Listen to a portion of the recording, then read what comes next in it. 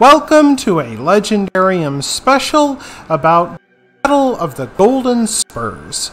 In this installment, we will talk about how a working-class militia was able to wipe out the flower of French chivalry. Heavy cavalry often dominated medieval battlefields, dating back to the Battle of Adrianople in 378 AD.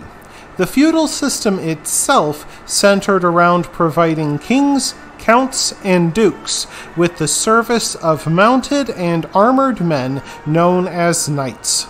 They made up the only professional soldiers of the age and often defeated other feudal levies. Yet going into the High Middle Ages, the merchants and tradesmen of fast-growing towns changed the old feudal order. Though they were not nobles, they had enough money to buy influence and military equipment.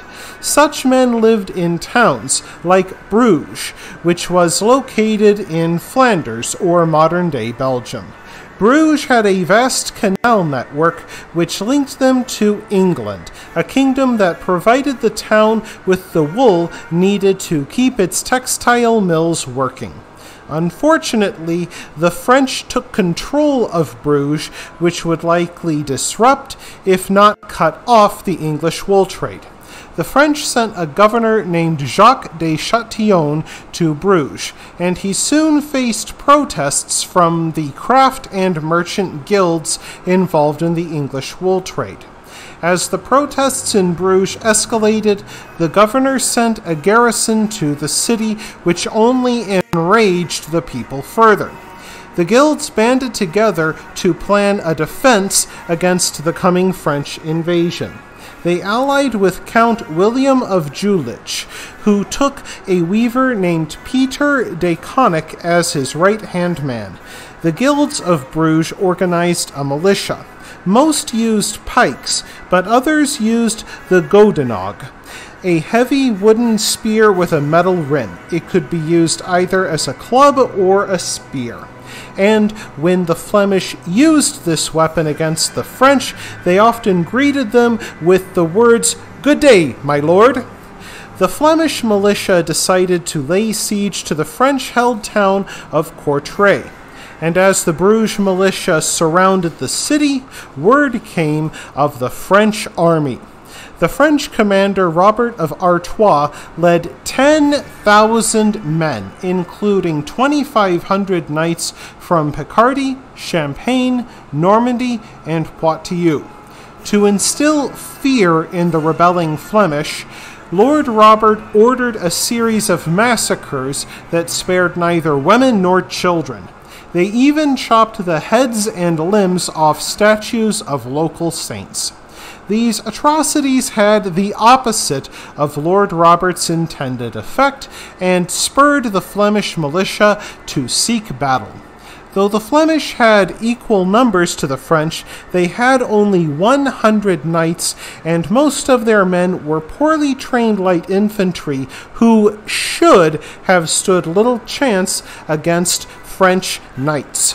For the battle, the militia stood on a patch of marshy ground surrounded by streams and moats that impeded the French horses.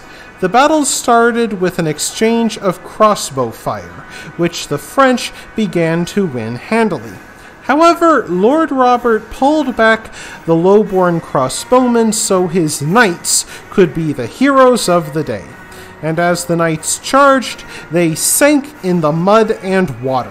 Parties of Flemish militia surrounded them and beat them with their godendogs until they pried open their visors and finished them off with their spears, always using the words, "Good day, my lord." Count William was wounded during the fighting and had to be taken to the rear. His squire put on William's armor and kept fighting so the army would not lose heart. Lord Robert made one last gamble and charged, but he was surrounded by a party of Flemish militia and killed. What remained of his army melted away. It was a disaster for the French. The rebels collected 500 golden spurs from the high-born dead and displayed them in a local church. The fact that a working-class militia could defeat aristocratic knights sent shockwaves across Europe and gave hope both to small states and rebels that they too could overthrow the feudal order. This marked the beginning of the end for the medieval knight. That wraps things up for this episode of the Legendarium. I hope you enjoyed it. If you did, press like. If you want to see more, press subscribe. And if you've got anything to say, let me know in the comments section. Thanks again for joining me, and I hope you have a great rest of the day.